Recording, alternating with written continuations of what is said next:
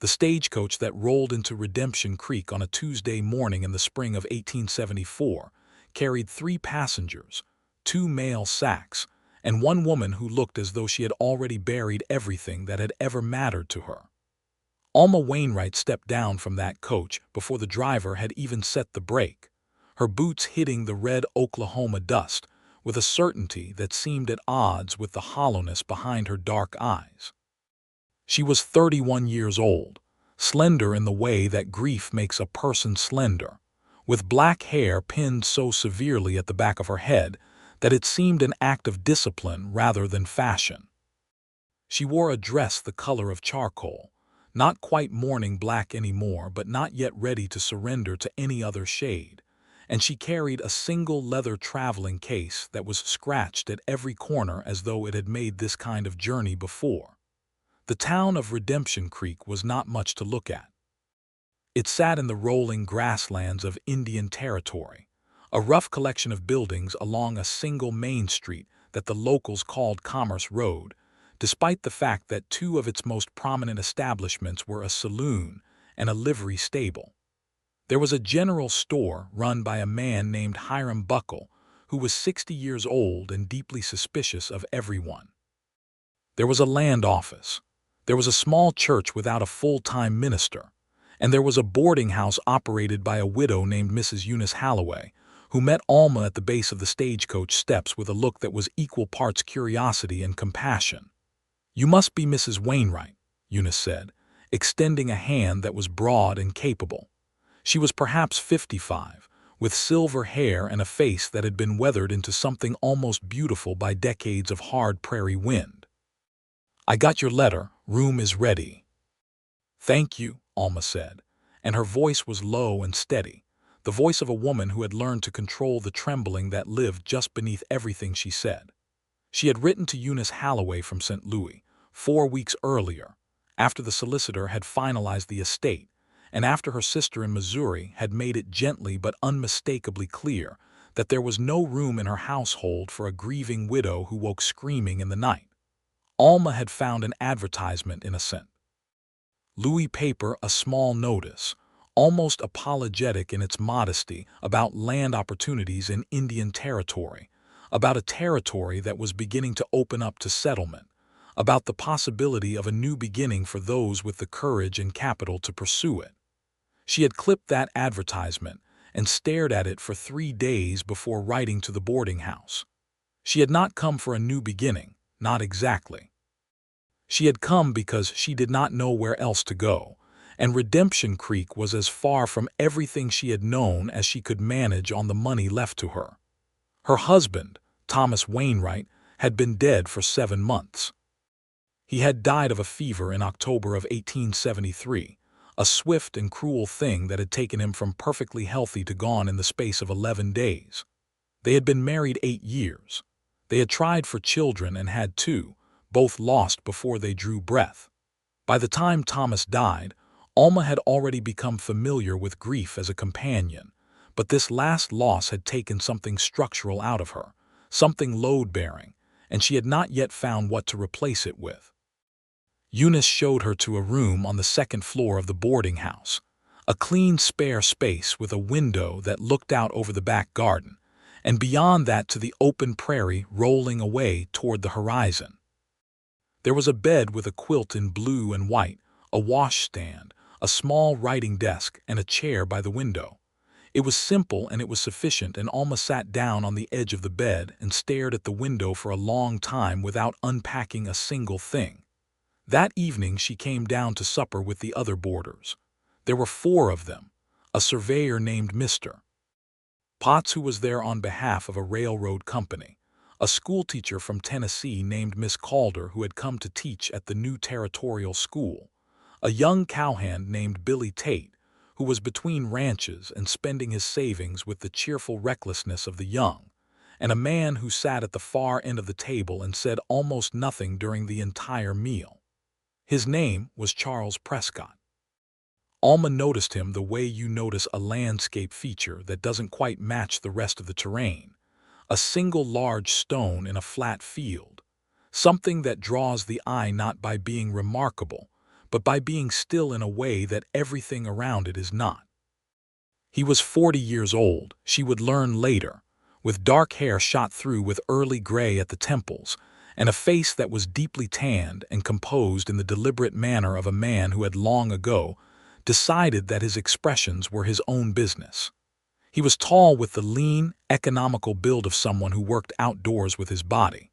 His hands, when he reached for the bread, were large and scarred and competent. He glanced at her once across the table, just once, with eyes the color of the Oklahoma sky at the moment just before sundown turns it dark, a kind of deep amber-tinged gray, and then he looked back at his plate and ate his supper without further comment. She did not think much of him that first night. She was too tired and too broken to think much of anyone. In the morning she woke before sunrise and could not return to sleep, which was a familiar circumstance. She dressed quietly and went downstairs and let herself out the back door of the boarding house into the garden, where the dawn was just beginning to gray the eastern sky. She stood in the cool morning air with her arms wrapped around herself, and breathed in the smell of the territory grass and clay, and somewhere the faint sweetness of wild plum blossoms, and tried to feel something other than the steady dull ache that had taken up permanent residence in her chest.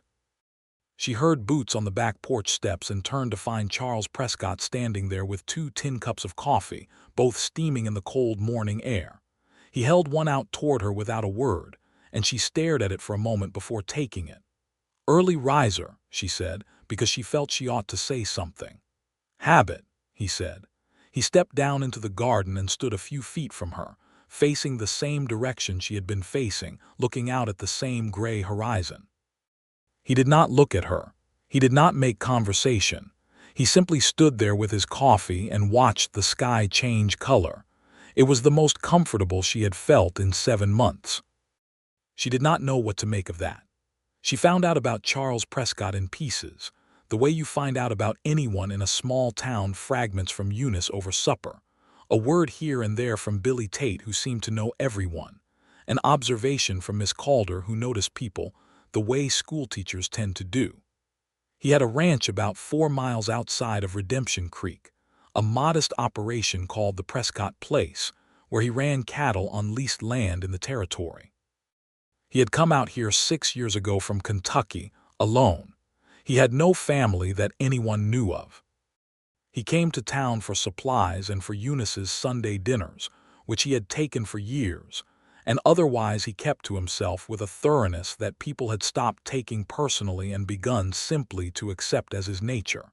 He was not unfriendly. He was just contained. He spoke when he had something to say and did not trouble himself to manufacture words when he did not. What Alma did not learn from these fragments, because it was not the kind of thing that gets passed around in casual conversation, was why he had come to the territory alone. She would learn that part later from him directly, in the slow, careful way that 2 people who have both been broken learn to share the edges of their damage. The second morning, she was in the garden again before sunrise, and he was there again with 2 cups of coffee. She accepted hers without comment. They watched the dawn together in silence, and it occurred to her with a faint, distant surprise that it was not an uncomfortable silence at all. It was the kind of silence that 2 people can only manage when neither of them is trying to perform anything for the other. On the 3rd morning, when she came down and he was already there ahead of her, she sat down on the back step instead of standing, and after a moment he sat down beside her, leaving a respectful distance between them, and they drank their coffee and watched a pair of red-tailed hawks circling high above the prairie, riding thermals she couldn't see. "Do you have business in town?" she asked, not because she was particularly curious, but because the silence had finally ripened into something that wanted a word in it. "Supplies," he said, "and Eunice's cooking. My own is adequate at best." There was something dry in the way he said it, not quite humor but adjacent to it, and she felt the corner of her mouth move very slightly in a way it had not moved in months. She was in Redemption Creek for a purpose, though she had not spoken it aloud to anyone yet. She had money, not a great deal, but enough from Thomas's estate, and she had an appointment at the land office that first Friday after her arrival. She had been corresponding with the land agent, a man named Wheeler, about the possibility of purchasing a small parcel to establish a farm or small homestead.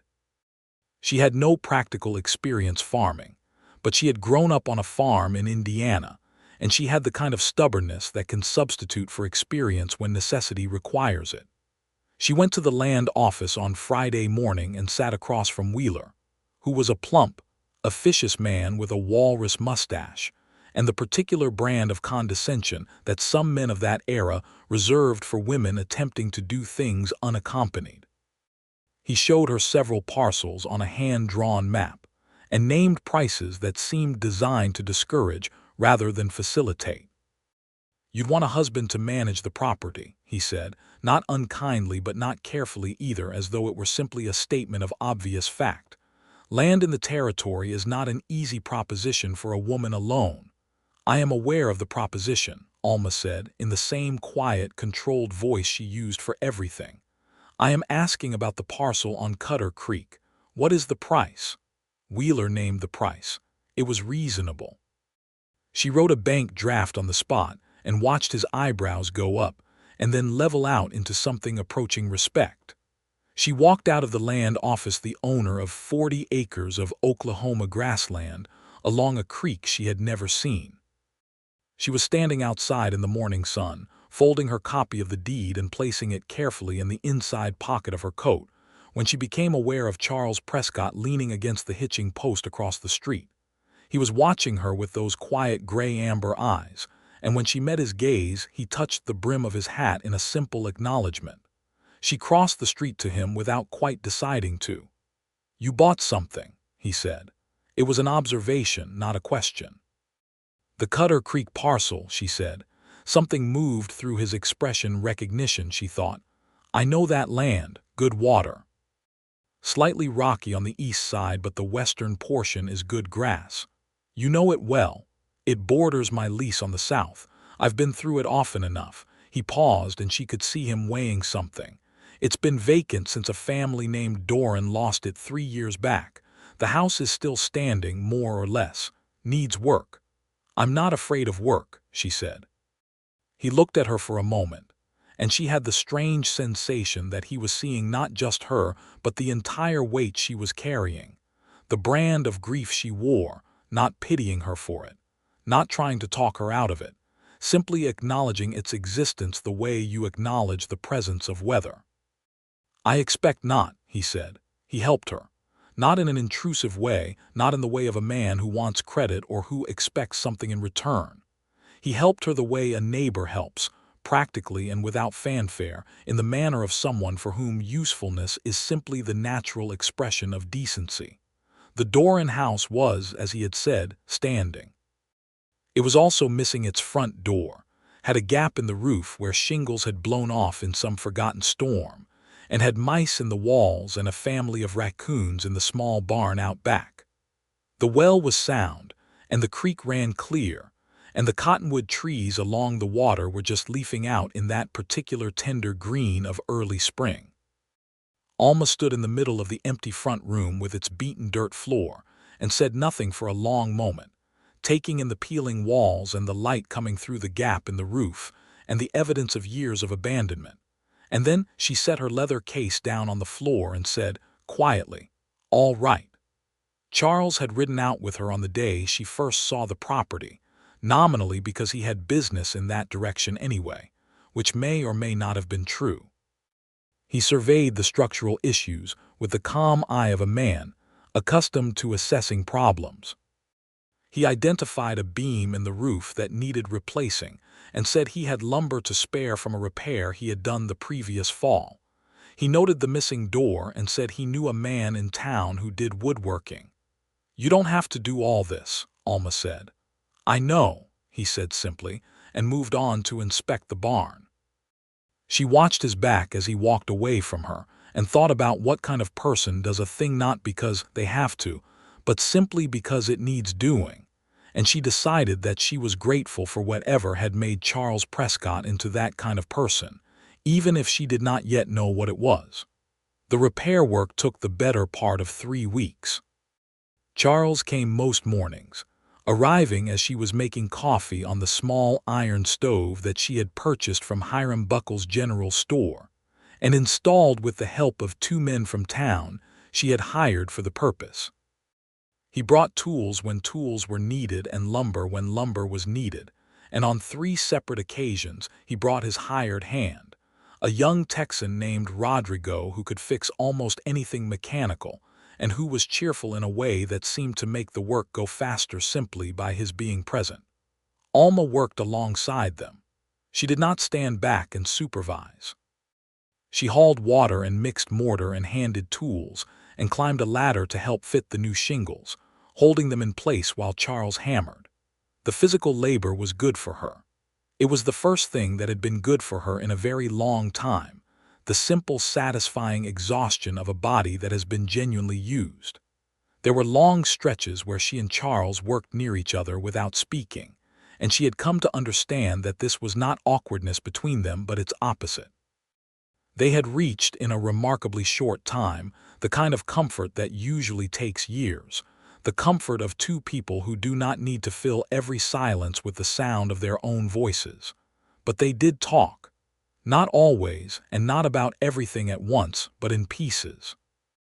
One afternoon they were sitting on the newly repaired porch drinking water from the tin cups she had bought, resting from the work of replacing the rotted boards on the east side, and she found herself saying, without particular premeditation, "My husband died last October."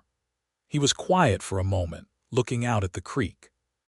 "I'm sorry," he said, and it was the plainest, most honest condolence she had ever received, without the usual scaffolding of pity and discomfort that people tended to construct around those words. "Fever," she said. "It was very fast." "Fast isn't always the mercy people say it is," he said. She looked at him. "No, it isn't." Another silence, and then he said, "I lost someone too, not a wife, a brother." He paused. 4 years ago, he was with me out here. We came together from Kentucky, thought we'd make something of this place together. Another pause, longer. He got into a dispute with a man over a water rights claim. It turned ugly. Marcus was killed. She listened without filling the silence when he stopped. She waited and he continued. "I stayed because leaving felt like abandoning him, and then staying became all I knew." She understood that completely. She understood it the way you understand a sentence written in your own handwriting. "What was his name?" she asked. "Your brother." "Marcus," he said. "Marcus James Prescott. He was 3 years younger than me, and he could make anyone laugh." A very brief, very contained thing passed across his face, not quite a smile, but the shadow of one, an echo of something that had once been easy. "He was considerably better company than I am." "I doubt that," Alma said before she had thought it through, and then she heard what she had said and felt the faint warmth of embarrassment move up her neck.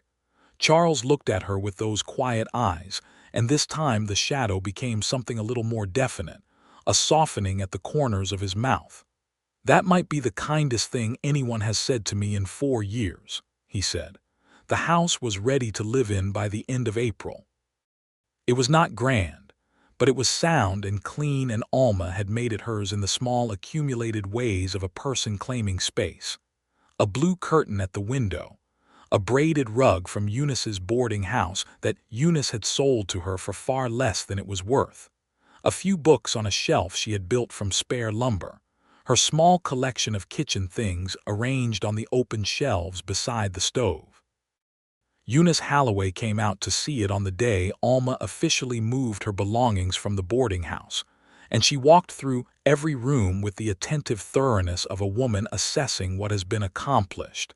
And then she stood in the middle of the front room and said, "Well, Mrs. Wainwright, you have done a remarkable thing." "I had help," Alma said. "You did," Eunice agreed, and she gave Alma a look that was very knowing and very gentle, and Alma decided she was not going to respond to it directly. Charles Prescott lived 4 miles away across the grassland, and 4 miles in the territory in 1874 was a perfectly reasonable distance for a neighbor to be. He continued to come to Eunice's Sunday dinners in town, which Alma had also taken to attending, and they would ride the 4 miles back out to their respective properties afterward, often at the same time, splitting off at the place where the trail to her 40 acres diverged from the trail to his ranch.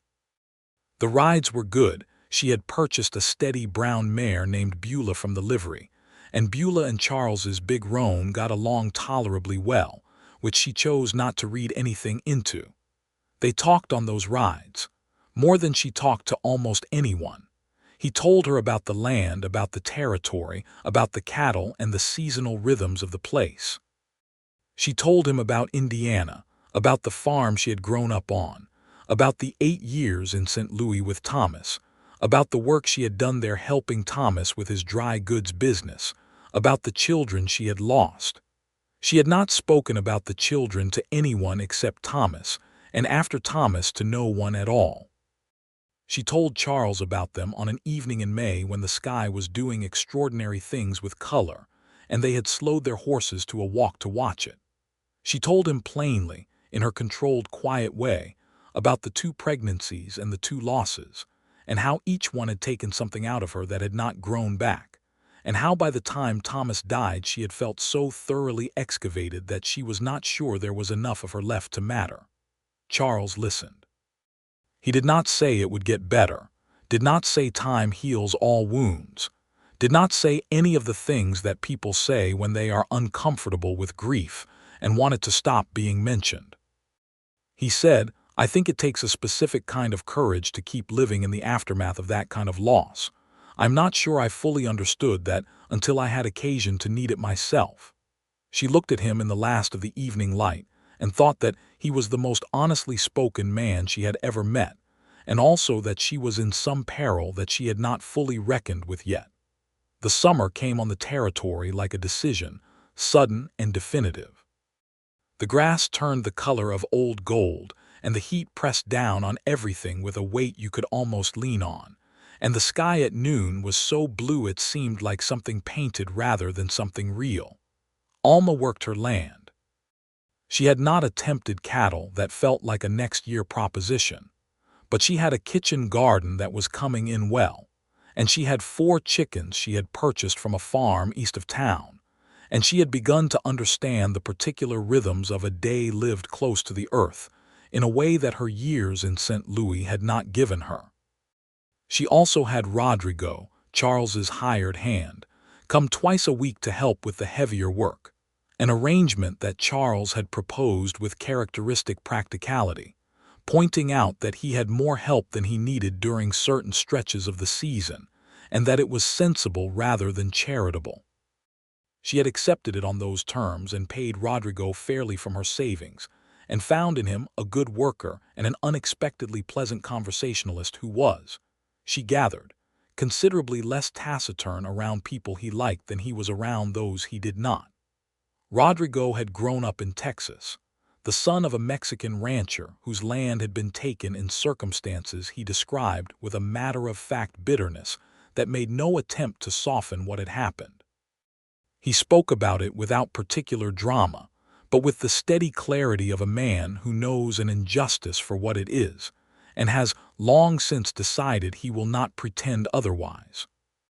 Alma listened to him and thought about the Doran family who had lost this very land she was now standing on, and she thought about the Cherokee and Creek people whose territory this had been before any of them arrived, a fact that she was aware of with a discomfort she did not know how to resolve but was not willing to simply set aside. She asked Charles about it one Sunday evening on the ride back from town. The people who were here before us, she said. I think about them when I work the land. You should, he said, without any defensiveness, without the bluster that she had heard from other men when the subject arose. This territory was theirs. The 5 civilized tribes were moved here by force and given promises that got broken as fast as they were made. He was quiet for a moment. I lease land from the tribal government. I pay what's owed and I stay out of disputes that aren't mine. It's not enough. I know that. But it's what I've managed to do honestly. She appreciated that he did not give her easy answers, that he sat with the discomfort of the truth rather than finding a comfortable way around it. There was a man in town named Garland Voss, who had been trying to acquire the Cutter Creek parcel for 2 years before Alma purchased it. She became aware of this gradually, through the way Wheeler at the land office was occasionally a little too helpful, through the way Voss himself, a broad, thick-necked rancher from the north part of the territory, came to speak to her one afternoon in July when she was at Buckle's General Store. He was not overtly threatening. He was the kind of man who is too clever for that, who comes at things sideways, who offers to buy you out at a price that is generous enough to feel like a favor, while making it clear that the favor has a limited duration. He told Alma the Cutter Creek land was not a good prospect for a woman alone. He told her the water rights were complicated and that there were disputes that could make her life difficult. He told her he had his own reasons for wanting that stretch of creek and that he was prepared to make it worth her while. She listened to all of this without expression and then said, "The land is not for sale, Mr. Voss." He smiled at her, a thin, patient smile. "Reconsider when the first hard winter comes," he said, and walked out of the store. She mentioned it to Charles that evening. She had ridden over to his ranch for the first time, a visit she had been putting off without fully understanding why, and they sat on his porch in the cooling air, and she told him about Voss. His face did not change much, but something in it went very still in a way she had come to recognize as the equivalent in Charles Prescott of considerable agitation. "Voss has been trying to put together a large water claim along that stretch of creek for years," he said. "Your 40 acres sits right in the middle of what he wants. He's used some questionable methods to push other small landowners out." "He won't push me out," she said. Charles looked at her for a long moment. "No," he said. "I don't believe he will. I'm not asking for protection," she said, because she needed to say it clearly. "I know you're not," he said. "I'm telling you that I'll be paying attention, and that if Voss causes you real trouble he will be dealing with more than just yourself. That's not protection. That's what a neighbor does." She looked at his profile in the fading light and thought, "This is a good man." It was a simple thought, uncomplicated, and it lodged in her chest next to the ache that was always there, and for once did not make the ache worse. If anything, it made the space around it feel a little less vast. His ranch was a working place, practical and unadorned, with none of the pretension that some men applied to their properties. There was a solid main house built of the same red local stone as the land, with a wide porch and 2 chimneys and glass in all the windows. There was a large barn and a bunkhouse where Rodrigo slept, and 2 corrals and a kitchen garden that was, she noticed, better tended than she might have expected of a man living alone. "You tend your garden yourself?" she asked. "Rodrigo helps," he said, "but I like the work. It's satisfying to put something in the ground and watch it come." She understood that. The evening stretched on, and she did not leave as early as she had intended to. They ate supper at his table, which he cooked himself with the competence he had described as adequate, and which she found was actually considerably better than adequate. And they talked until the stars were full out over the territory and Beulah was shifting in her tie-up by the porch. She rode home in the dark, and the territory was very large around her, and the stars were extraordinary, and she felt something that she had not felt in so long that she almost did not recognize it. It took her until she was unsaddling Beulah in her small barn to identify it as a thing close to happiness, or at least the early tentative stirring of something in that direction, and the recognition of it both moved her and frightened her in equal measure. She thought about Thomas that night. She lay in her bed and looked at the ceiling and thought about him carefully and honestly, the way she always did when she wanted to be fair to his memory. He had been a good man, kind and steady, and she had loved him with the whole of whatever she had been capable of at 23. The love had changed over 8 years, become more seasoned and quieter, and then it had ended before she had been ready, and the loss of it had been a catastrophe from which she was still not entirely recovered. But she was, she realized, still capable of something. The excavation was not complete. There was still ground in her that had not been stripped away. She held that knowledge carefully, like something fragile, and let herself sleep. Garland Voss's trouble came in August, as it turned out, and it came in a form more petty than dangerous but troubling nonetheless. Alma woke one morning to find her fence line on the creek side had been cut 3 sections of the new fencing she had put up that summer, the wire snipped clean. 2 of her chickens had gotten out through the gap and were gone, and a section of her irrigation channel had been filled with stones. She was furious. It was a specific, clean, clarifying fury, and it was useful, more useful than grief, she found, because fury has direction. She reported it to the sheriff, a man named Cord Halsey who was adequate at his job and of limited imagination. He listened, wrote it down, and said there was no proof of who had done it and that he would look into it, which she understood meant he would not look into it very hard because Garland Voss was a man of means, and she was a widow from St. Louis who had been in the territory for 3 months. Charles heard about it the same day and rode over without being asked. He walked the fence line with her and looked at the cuts and said nothing for a moment. "Clean cuts," he said. "Not an accident." "I know," she said. "Do you want me to speak to Voss?" "No," she said immediately. "I'll speak to Voss myself." He looked at her. "I'll ride with you." She thought about saying no and then thought about what the alternative was and said, "All right." They rode to Voss's ranch the following morning, side by side, and Alma did the talking. She was composed and direct and let nothing in her face or her voice give Voss the satisfaction of seeing that he had rattled her. She told him that her land was not for sale, that any further damage to her property would be pursued through every legal channel available to her, and that she had both the documentation and the money to make that pursuit very unpleasant for anyone who thought a woman alone in the territory was without recourse. Voss listened. His eyes moved from her to Charles and back again, calculating. "You've got yourself an advocate," he said, nodding at Charles. "I've got myself a neighbor," she said, "and I will be his neighbor for a very long time." She turned Beulah and rode out of Voss's yard with Charles beside her, and she did not let herself shake until they were well clear of his property, and even then it was only her hands, only briefly, and she kept them on the reins where it did not show. Charles said nothing about the shaking. He rode alongside her in the steady way he had, and after a while he said, "That was well done." "He'll think twice," she said. "He will," Charles agreed. "And if he doesn't, we'll go back." Though we sat in the air between them and neither of them addressed it, and both of them heard it. There was a dance in town in September, the end of summer social that Redemption Creek held every year, a tradition Eunice had told her about with the enthusiasm of someone who considered community events to be among the important sacraments of life.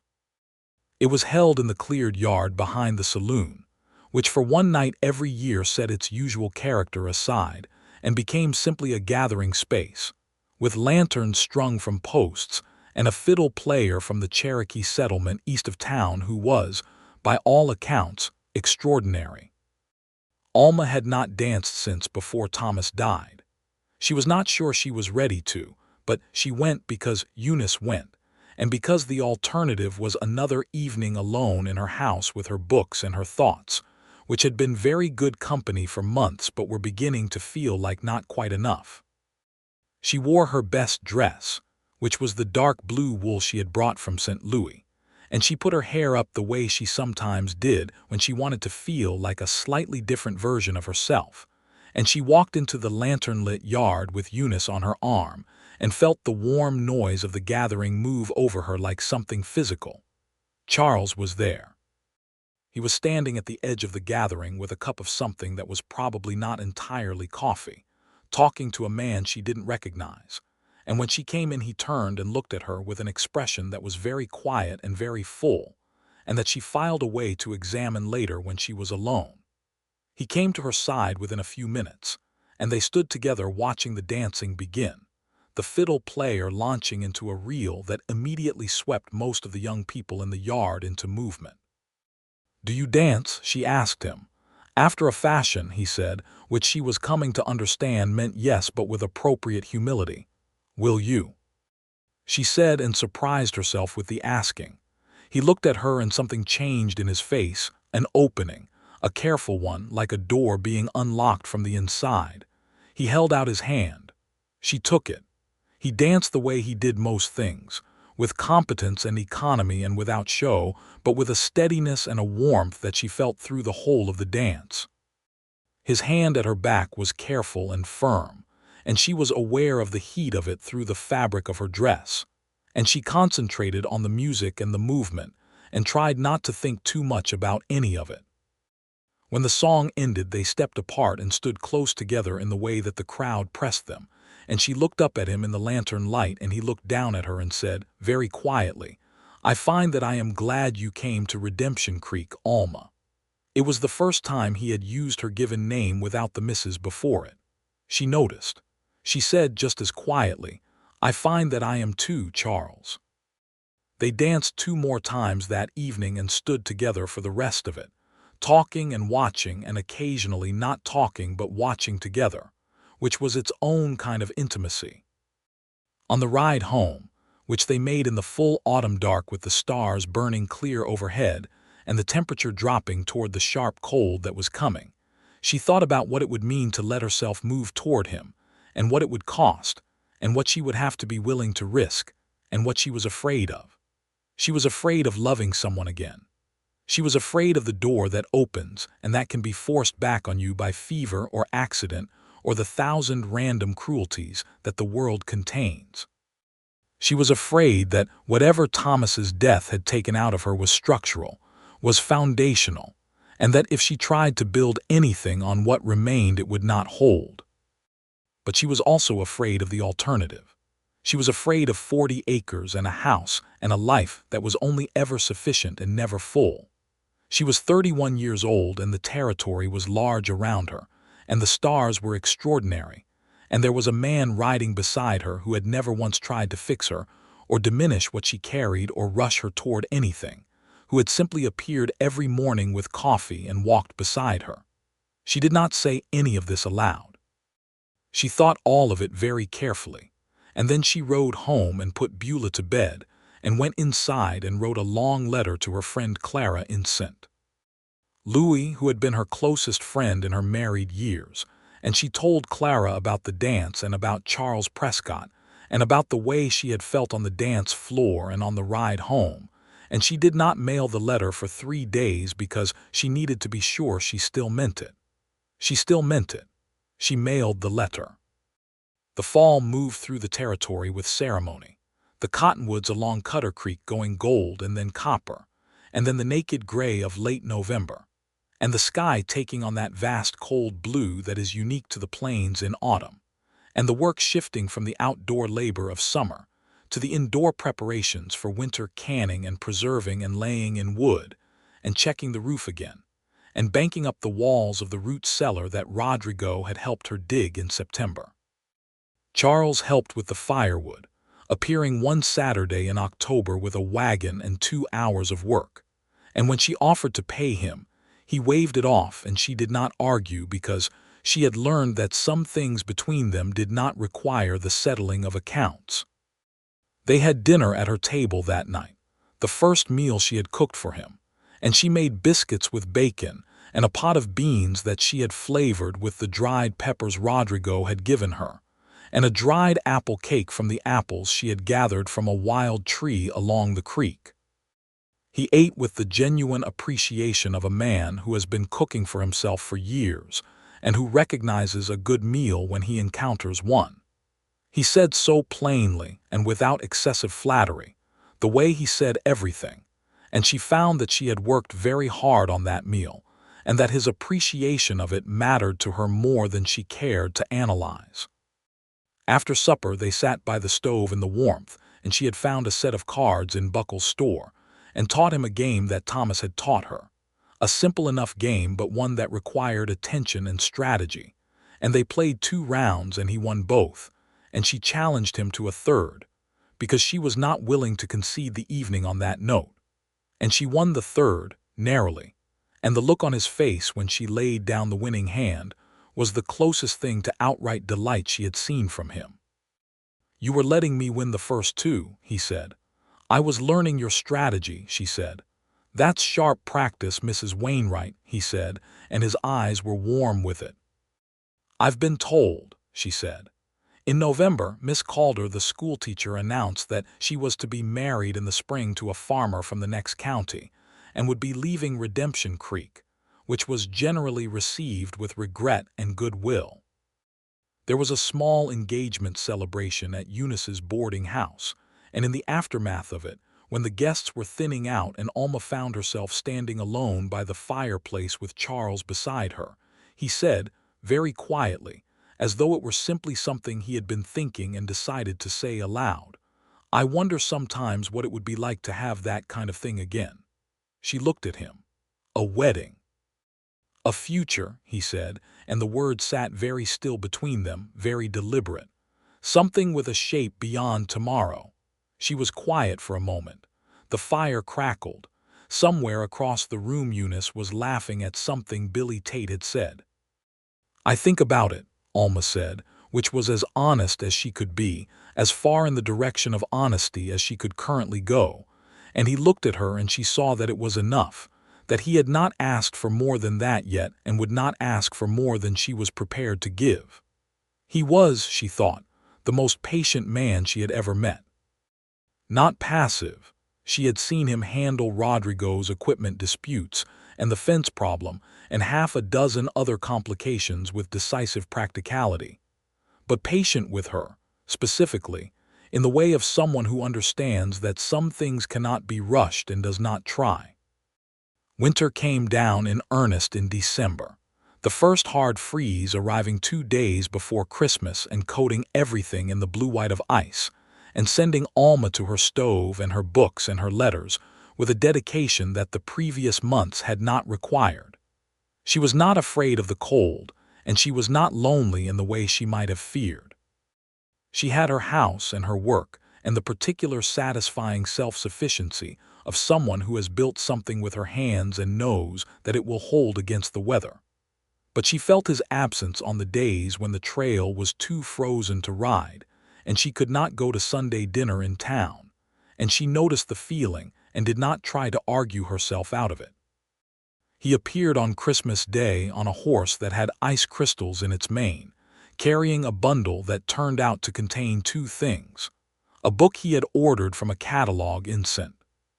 Louis, a volume of poetry by Longfellow that she had mentioned in passing 3 months ago and had not expected him to remember, and a small carved wooden thing that she turned over in her hands for a moment before recognizing it as a bird, a hawk, she thought, modeled on the red tails they watched from the porch in the mornings.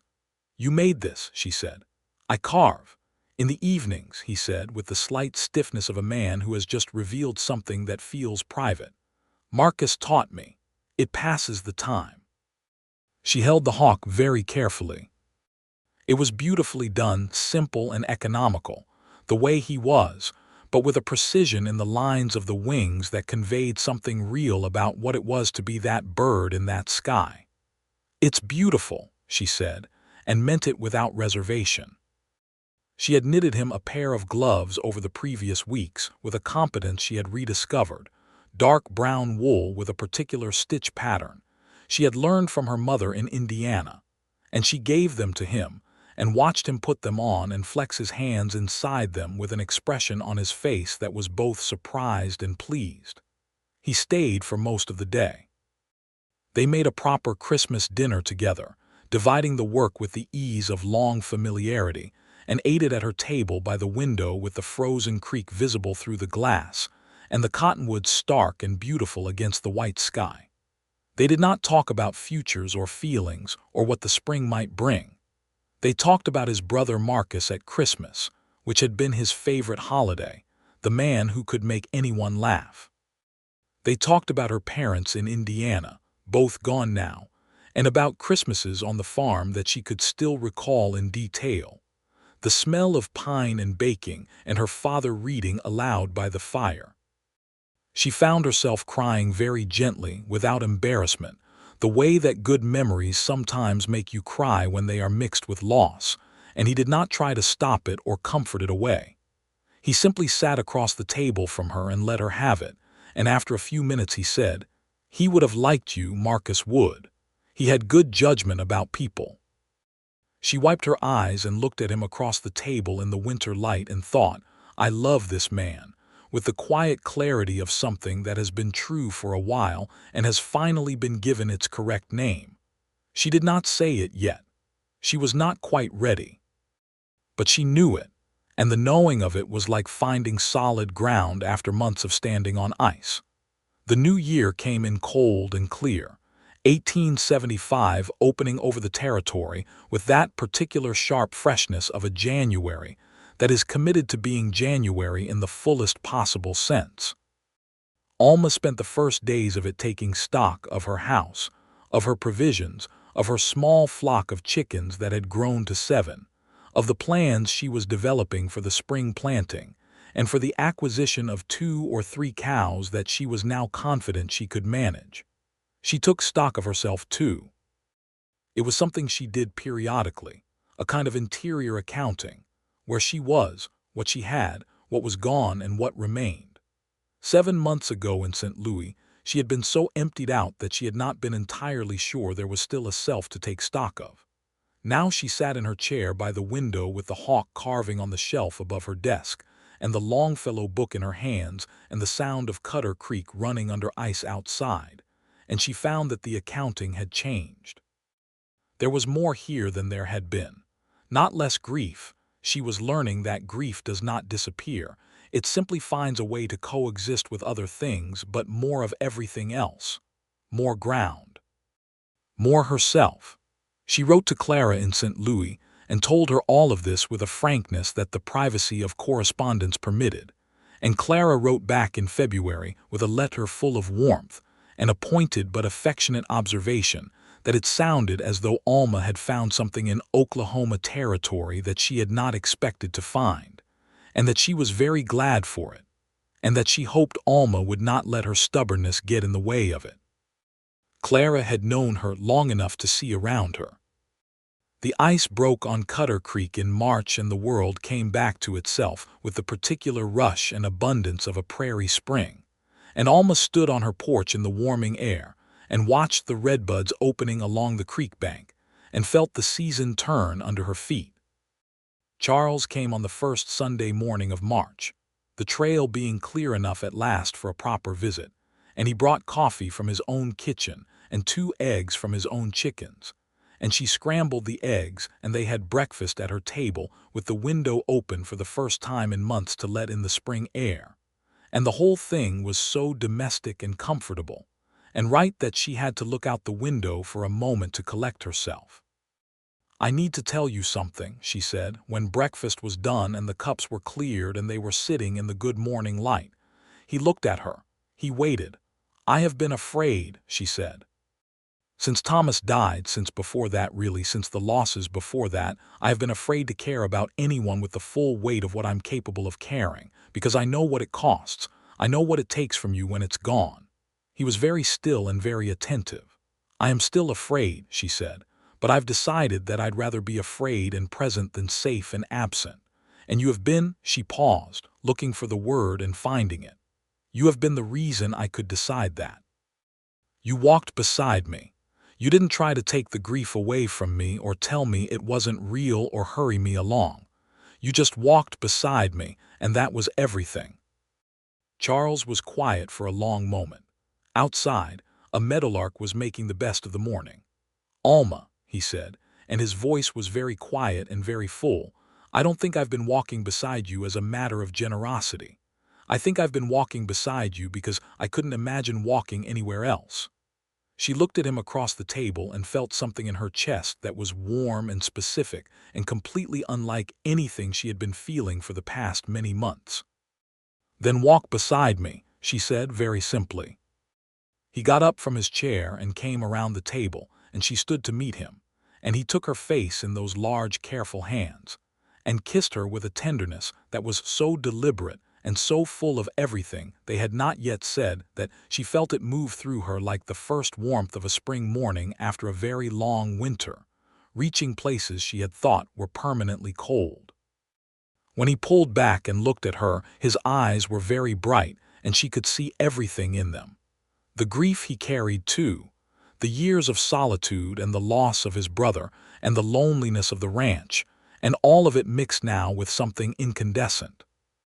"I love you," he said, as though he had been waiting to say it for a very long time and was relieved to have finally done it. "I love you," she said back, and it was the truest sentence she had spoken in years. Spring unfolded into something extraordinary after that, which she knew was partly the territory being what it was in April and May, but was also partly the undeniable fact that the world looks different when you are happy in it. The grass came up brilliant, and the creek ran high from snowmelt, and the garden went in with a vigor she had not had in it the previous year, and she sang sometimes while she worked, which she had not done since Indiana. Charles came over in the evenings after his own work was done, riding the 4 miles with the ease of someone for whom those miles had become a pleasure rather than a journey.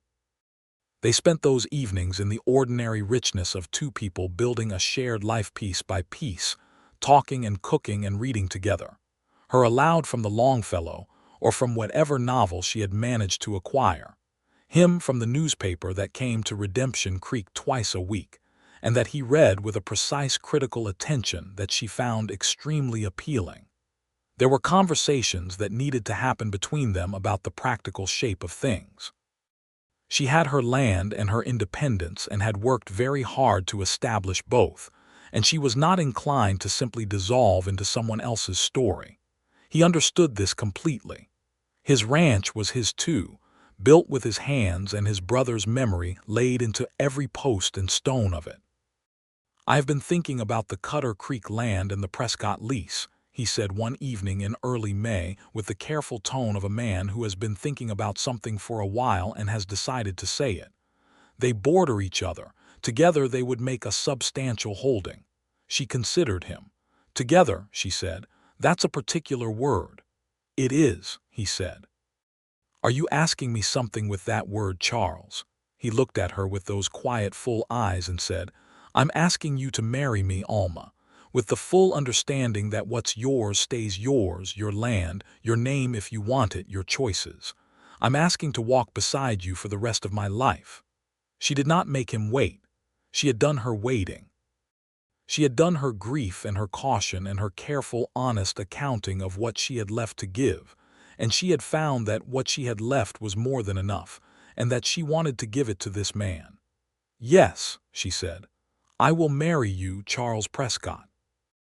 They were married in June of 1875, on a Saturday, in the small church in Redemption Creek on an afternoon when the whole territory seemed to be blooming at once. Eunice cried and tried not to show it and failed entirely.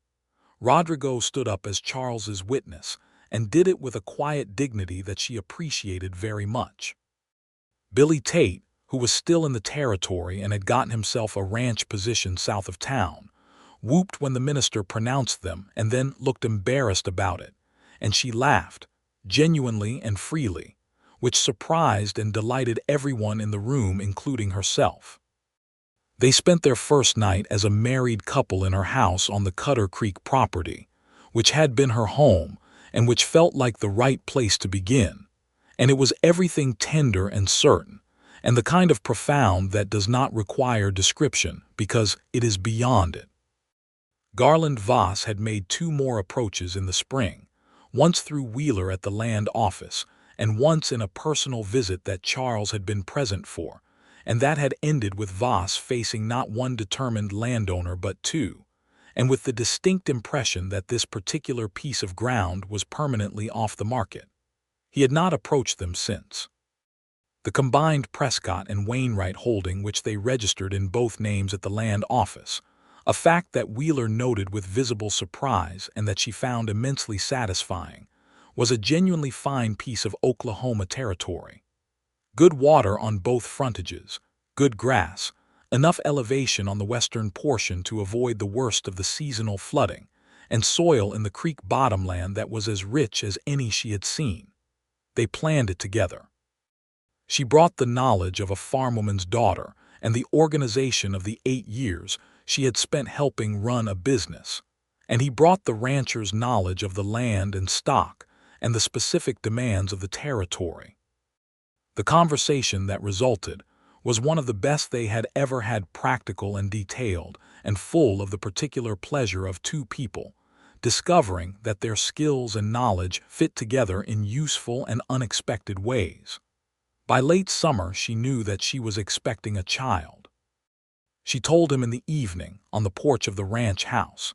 They had moved into his larger stone house with its 2 chimneys, and it had become theirs by the gradual accumulation of her things inside it, her curtains and her braided rug and her books filling in the spaces that his more spare masculine habitation had left. She told him, and she watched his face very carefully because she needed to know that he understood what this was, what it cost to hope. He looked at her for a long moment, and then he put his arms around her very gently, as though she were something that needed care, and said into her hair, "We will be careful with this. We will hope carefully." It was exactly right. It was the only right answer. She was 31 years old.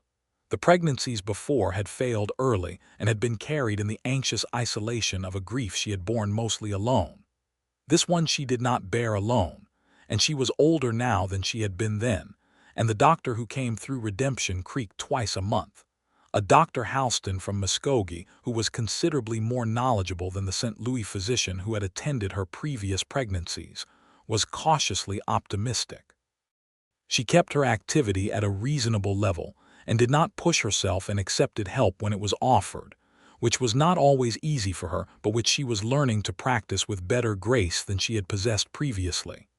Eunice came out twice a week with food and company and sensible advice. Charles was a steady, present, practical partner in the whole endeavor, not hovering, which would have driven her to distraction, but attentive and unfailingly there. The winter of 1875 was milder than the previous one, and she was glad of it. She spent it reading and sewing and writing long letters, and managing the indoor work of the ranch with the satisfaction of someone who understands that management and labor are equally real contributions. The baby was born in March of 1876, on a night that had come in stormy and cleared into a sky of extraordinary stars by the time it was over. Dr. Halston was there, and Eunice was there, and Charles was in the next room in an agony of helpless waiting that she could feel right through the wall, and the birth was long and hard, and then it was done, and there was a sound in the room that she had never heard before in any of the full range of her experience, which was the sound of her child crying its first protest at the world. A son. They named him Marcus Thomas Prescott, for 2 men they had loved and lost, and he came into the world at something past midnight, and was placed in her arms in the last hour of darkness before the territory's extraordinary dawn, and she looked at his furious, red, indignant face and his very determined fists, and felt something complete itself in her that she had not known was incomplete, something that had been open and waiting for a very long time. Charles came in from the next room and sat on the edge of the bed and looked at his son with an expression that she would remember for the rest of her life, stripped entirely bare, no containment whatsoever, every wall down, his eyes bright with tears he did not try to stop. He touched the baby's cheek with one careful finger and said nothing at all for a long time. Then he looked at her and said, "Thank you." She took his hand and held it. Marcus Thomas Prescott was a vigorous baby with strong opinions about meals and sleep and his general place in the order of things, and he grew through his first months with the hardy decisiveness of a person who has arrived somewhere on purpose and intends to make the most of it. The ranch house, which had always been a working place and functional above all else, became something warmer and fuller and constantly noisier. Rodrigo, who had become something close to family over the previous 2 years, took one look at the baby on his first visit after the birth and sat down at the kitchen table looking slightly undone and said, "He looks like a Prescott." Then he looked at Alma and added, "Also like a Wainwright. He has your chin." She found this extremely accurate and extremely pleasing. The years that followed built one on top of another in the good accumulating way of a life that is working as it should. The combined ranch grew in the careful measured way that they had planned. They added stock gradually, cattle and then horses, with an eye to the territorial market and to the particular character of their land. She expanded the kitchen garden to a full working garden that supplied their household through the fall and contributed to Eunice's boarding house and, later, to the territorial school that had replaced Miss Calder with a permanent teacher. In the spring of 1878, they had a second child, a daughter they named Clara Rose Prescott, after Alma's friend in St. Louis, and after the wild roses that bloomed along Cutter Creek in June. Clara arrived with considerably less drama than her brother, and immediately demonstrated a personality of serene determination that would turn out to be her permanent characteristic. She was, from her earliest weeks, a person who knew her own mind and was comfortable with it. Marcus, who was 2 when his sister arrived, regarded her with the cautious but ultimately generous interest of a small person meeting a significant new development in their world. Within a month, he had appointed himself her protector and supervisor, a role he took seriously enough that Charles had to explain to him, more than once, that Clara was capable of making decisions without consultation. The Prescott family was known in Redemption Creek and in the broader territory as a solid and respected household. Alma sat on the committee that organized the territorial school's expansion. Charles served a term on the land committee that mediated water rights disputes. He was effective at it because he was scrupulously fair and had no particular agenda beyond what the land itself required. Rodrigo had, in 1877, purchased his own small parcel east of town, with their help in the negotiation, and was building something of his own, which gave everyone involved a satisfaction that was quiet and deep, and not spoken about very often because it did not need to be. The grief she had come to the territory wearing did not leave her. She had not expected it to. Thomas was still in the part of her that held things permanently, and the 2 children she had lost before Marcus were their 2 small permanent presences in the accounting of her life. Charles's brother Marcus was there in the name they had given their son, and in the occasional evening when Charles would be quiet in a particular way, and she would know where he had gone and would simply sit beside him until he came back. But grief and love are not opposites and do not cancel each other out. She had learned that in the hardest possible way in the years before she came to the territory, and she had confirmed it in the years since. You carry what you carry, and you also live fully and with the whole of what you are, and those 2 things go on existing in the same space without one destroying the other, if you are lucky, and if you choose to let them. She stood one evening in the autumn of 1878 on the porch of the Stone Ranch house, watching the sun go down over the Oklahoma territory in its particular extraordinary fashion, the sky going through every shade it possessed on its way to dark, and she heard Charles come out of the house behind her and felt him stand behind her, and then around her, his arms coming around her waist from behind, his chin coming to rest lightly on the top of her head. Inside the house, Marcus was telling Clara a story in the loud, confident manner of a 4-year-old storyteller. Clara's voice floated out now and then with a question or a correction. "Do you ever regret it?" he asked her, not in a worried way but in the way of a man who wants to know genuinely the truth of things. "Coming here," she said. "All of it. The choice to stay, the ranch, us."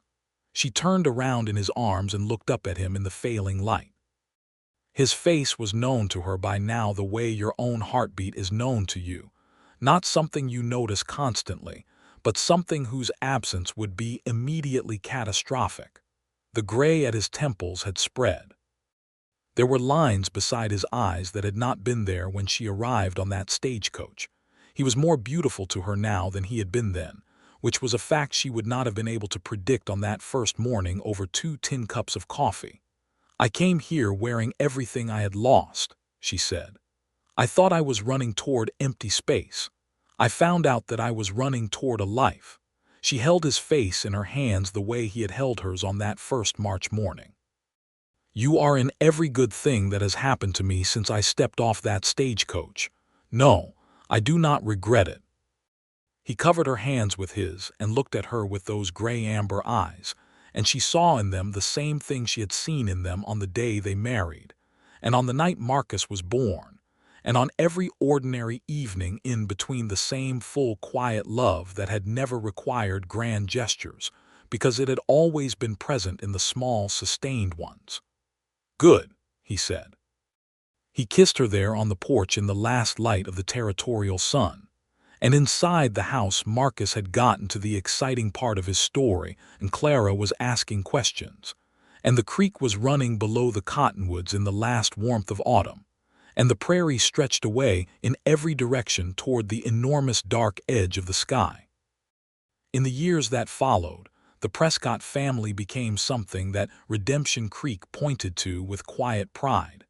Not because they were the biggest or the most prosperous operation in the territory, though they were more than comfortable, but because of the particular character they brought to every endeavor they undertook. Alma started a lending library out of a room in the back of Eunice's boarding house in 1879, collecting donated books and ordering new ones, and opening it 3 mornings a week to anyone who wanted to use it, which turned out to be a surprising number of people who had not thought of themselves as readers until the option was put in front of them.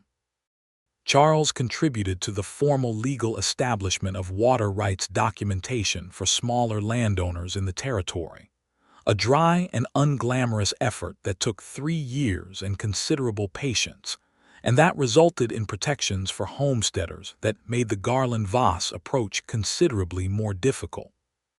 Voss himself had sold his operation and left the territory by 1879, which no one mourned visibly. Marcus Prescott at 4 was a horse-obsessed child with his father's steady nature and his mother's absolute stubbornness, both traits his parents observed in him with the mix of recognition and resigned amusement that parents have when they see themselves reflected in their children's least convenient qualities. Clara Prescott at 2 was already conducting the household's smaller residents, the barn cats, the chickens, her brother with a composure that Eunice said was entirely her mother's, and which Alma chose not to confirm or deny. The lending library grew. By 1880, it had its own small building, a single-room structure built of the same red stone as the ranch house, situated on the main street of Redemption Creek, between Buckle's General Store and the land office. It was, as far as anyone knew, the first library in Indian Territory, and Alma ran it with the same methodical competence she brought to everything, cataloging the collection and keeping careful records, and most importantly, being there to press books into the hands of the people who walked through the door, and to recommend the right one with a precision that felt almost like a gift.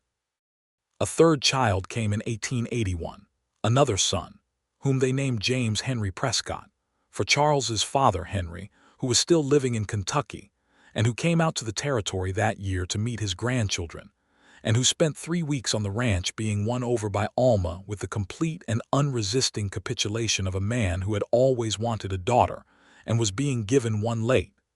He went back to Kentucky and wrote her letters twice a month for the rest of his life. James Henry was a different creature than his siblings. Where Marcus was methodical and Clara was composed, James Henry was exuberant and affectionate and possessed of a laugh that filled whatever space he was in. He was, from the beginning, what Charles said Marcus, his brother, had been someone who made everyone in the room feel better simply by being present.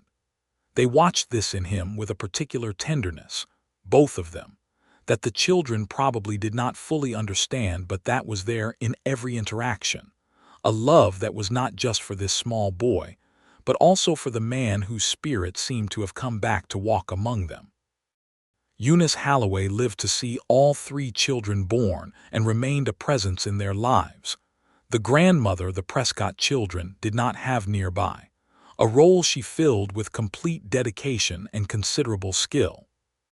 She died in the winter of 1883, peacefully, in the boarding house she had run for 20 years, and Redemption Creek observed a day of mourning for her that was spontaneous and genuine, and that spoke to what she had been in the life of the community. Alma mourned her in the specific way she had learned to mourn, which was to let the grief be present and real, and to also go on living alongside it. She and Charles sat together the evening after Eunice's funeral, alone in the kitchen while the children slept, and they remembered her to each other, her laugh and her cooking, and the way she had met Alma at the foot of the stagecoach steps with a hand extended and a look of compassion and curiosity that had been, in its way, the beginning of everything. She knew, Charles said. From the first Sunday dinner, she told me once that she could tell. What did she tell you? Alma asked. She said you were the kind of person who had already been through the worst and was still here, and that was the most interesting kind of person there was. He paused. She also said I had better not be an idiot about it. Alma laughed, a real laugh even in the grief of that evening. She was right on both counts, she said. She generally was, he agreed. The territory continued to change around them, as territories do. The push for Oklahoma statehood was gathering momentum through the early 1880s, a complicated and contested process that involved the interests of the 5 civilized tribes and the land hunger of settlers and the machinations of railroad companies in a collision that would take years more to resolve. Charles followed it carefully and spoke about it honestly, including about what it would mean for the tribal governments and about the promises that were being made with the same casual disregard for keeping that had characterized all the previous promises. He was not naive about what his own presence in the territory represented. Neither was she. They had discussed this between themselves and with Rodrigo, whose perspective was the sharpest and most practically informed, and they had arrived at no comfortable conclusions because comfortable conclusions were not available. What they could do was conduct themselves with fairness and respect, and to be honest when honesty was required, and to teach their children the same, which was what they did. Marcus at 8 was riding alone along the creek and helping with actual ranch work. Clara at 6 had begun helping her mother in the library and had already, at 6 years old, identified her own preferences in reading material with a specificity that impressed the adults who came in contact with her. James Henry at 2 was being carried on his father's shoulders around the ranch, and naming everything he saw with the enormous confidence of a small person, in possession of about 40 reliable nouns. One October evening in 1883, a few months after Eunice's death, Alma and Charles sat on the porch of the stone ranch house in the last of the warm weather, watching the sun go down over a land that was entirely theirs, in every sense of the word. The children were inside. She could hear them, Marcus reading aloud to Clara, James Henry doing something that involved periodic crashes and his own cheerful commentary. Charles had his arm around her, and she was leaning into his side, which she had gradually allowed herself to do over 8 years of marriage with the complete and unself-conscious ease of a woman who has found where she fits in the world. "What were you thinking that morning on the porch?" she asked. "The first morning with the 2 cups of coffee," he thought about it. "I saw someone who was carrying a weight that was real and that they weren't pretending wasn't real," he said. "I had been around a great deal of pretending. It was striking to see someone who was just honest about the condition they were in." She looked out at the prairie. "I was so lost," she said. "I know," he said. "I was not much better found." She took his hand. "We found each other." "We did," he said.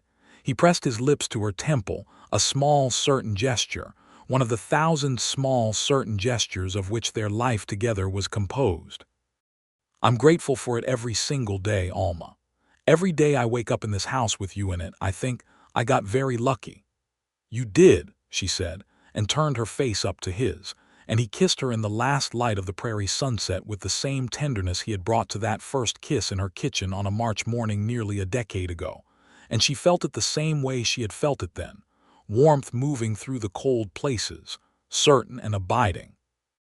Inside the house, Marcus's reading voice had gotten louder, chasing some dramatic passage, and Clara said something sharp and precise, and James Henry said something incomprehensible with great enthusiasm, and the creek ran below the cottonwoods in the golden October evening, and the sky over the Oklahoma territory was doing its finest work in color, and the brand that Alma had worn when she arrived.